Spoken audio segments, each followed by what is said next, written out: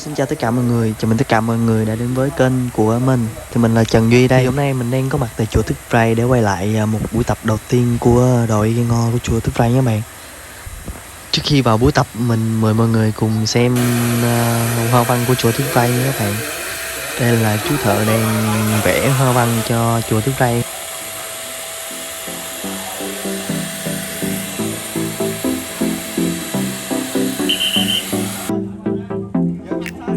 Mời mọi người xem buổi tập của đội ghe chùa Tứ Phây nha. Thì mọi người đang trong quá trình khởi động nha.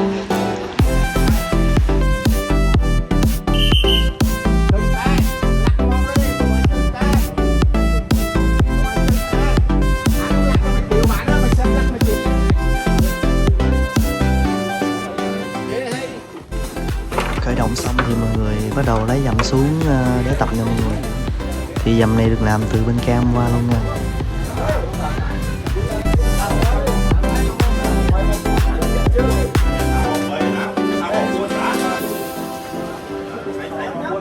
Ở đây nhận không chừng vào một kê một o. Nhận quy một kê một o. Thì năm nay ngoài đọc mộc ra thì còn chùa Tứ Phray còn mời thêm cả huấn luyện viên bên cam về để huấn luyện cũng như là tập luyện cho các anh em.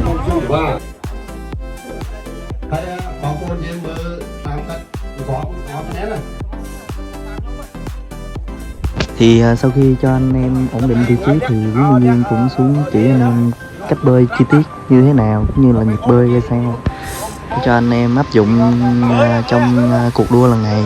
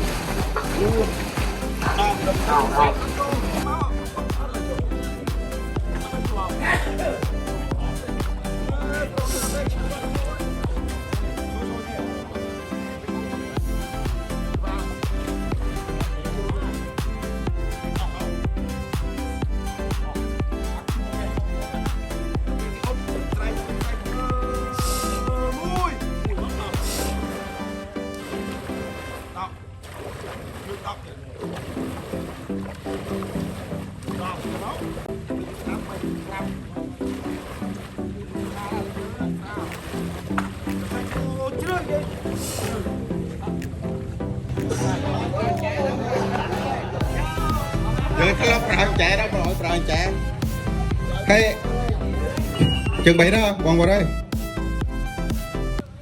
Mời mọi người xem một buổi tập của đội Gây Ngo chùa Tứ Phray với huấn luyện viên mới đến từ Cam như thế nào nha.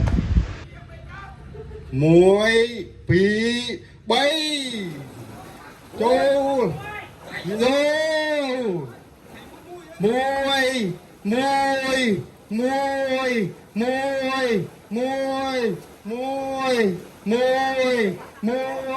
muối muối muối muối muối muối muối.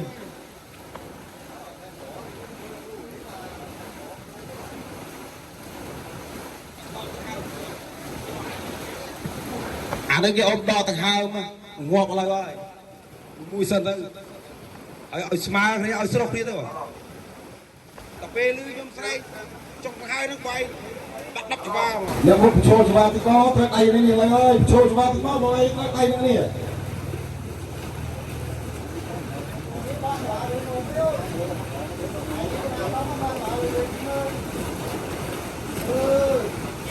đây đặt đôi chân ba thế đi ở môi trường chúng ta không ai nhé, thì môi trường chúng ta không ai khổ môi kia nó mốc anh ôm nghiệm các bạn nghiệm luôn chơi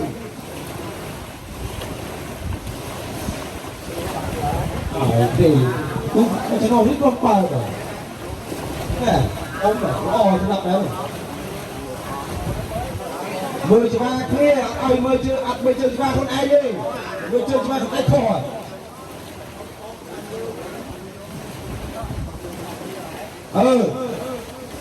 anh biết à mùi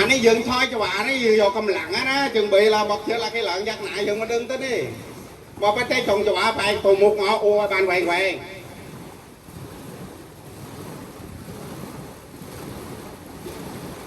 ôn mới đi lệnh cho bà ấy đại là cái trọng thích bà tha dừng rồi thì dừng đọc cho bà là cái lửa đi có tất ra đâu ngày mình bộ mà mùi pi bay bồn pram đọc cho bà đi mùi pi bay bồn pram mùi bồn bay bồn đập mùi đập pi đập bay đập bồn đập pram hơi cho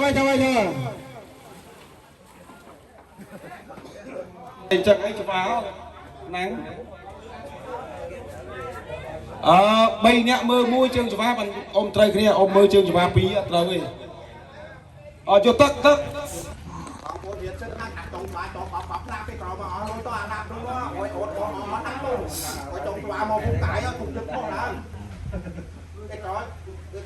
vậy lừa tê đặt trong tòa cái lịch lạp đâu tại ở chỗ anh á thuộc dân có làm đang lên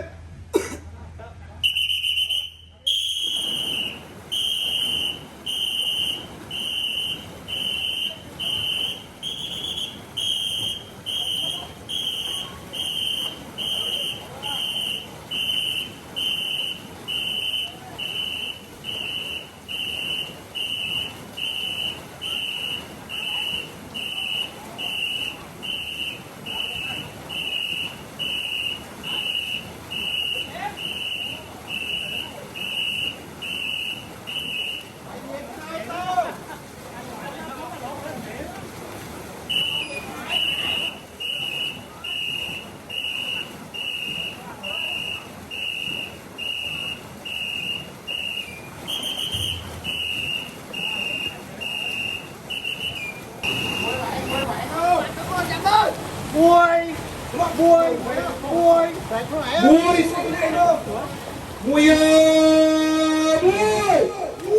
chơi cho nào đâu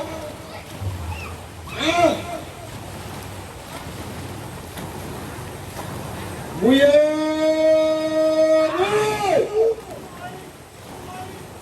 chơi cho nào đâu đây một tên mùi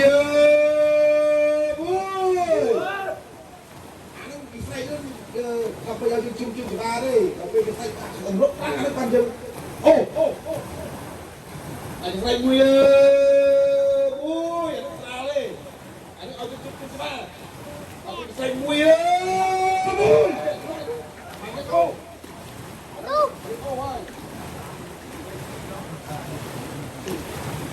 à đấy có bốn ba đấy chung của ta lo không thì nào mùi bên mà ô nhưng mà ở về anh định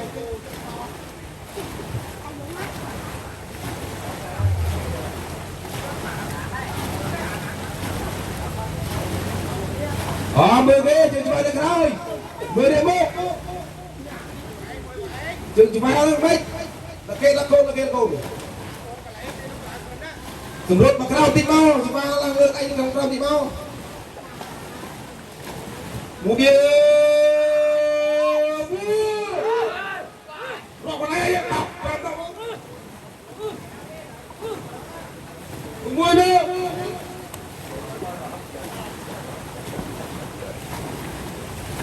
anh nó kịp chưa chú kịp chưa một đò dừng chuông rồi còn dừng từ vô anh dừng dần ra đây có phòng bao chặt ngô co và tiền có phục vụ thật trời pre chặt ơi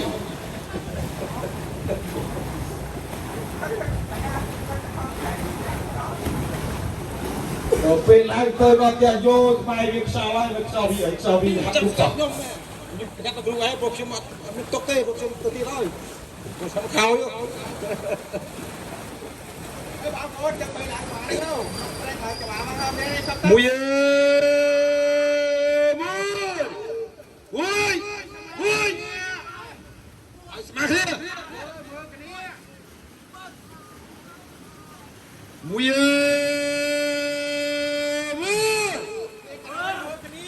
ក្រោយមើលមក Còn mơ khiêm mơ cho ba. Còn mơ mục nhom mơ cho ba cái này. À, mở xa tiếp. Đọc cho ba là đi. Mở xa đây mà. Vui vui. Đi. Bay. Buồn. Ram. Vui. Vâng.